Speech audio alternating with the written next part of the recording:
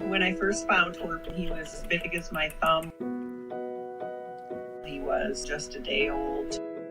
He looked prehistoric.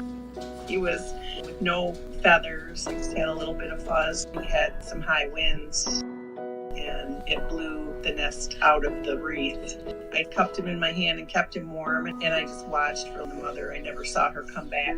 He'd been out there too long and I brought him in. I Googled how to rescue a baby bird, how to feed a baby bird. I didn't think I could keep him alive. It was touch and go. He weighed 14, 15 grams. We had to feed him every 15 minutes. I had to make little noises at him.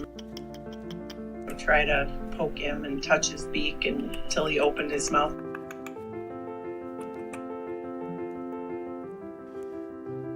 Is that it?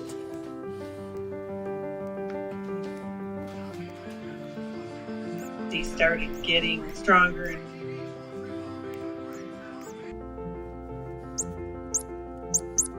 In the morning, he would just open his mouth and start peeping at me to get fed. He looked like a tiny dinosaur. He put on gram to 2 grams a day. I started getting little pin feathers.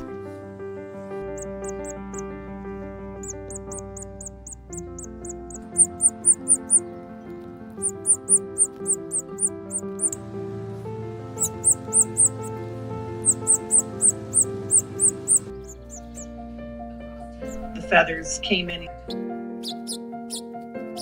He started flapping his wings and getting stronger. I took him outside a lot. Funny. Funny baby. He started flitting back and forth from me to the cage.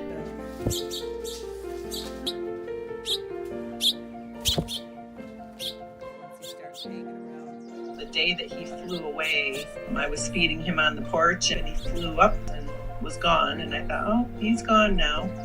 That afternoon he came back.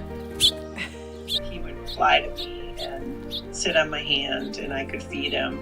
I used to say he was yelling at me. He'd see me come out the door and he'd always yell at me. It was just amazing. He would come 5 or 6 times a day and he'd fly away when he was done. Let's see, there he goes.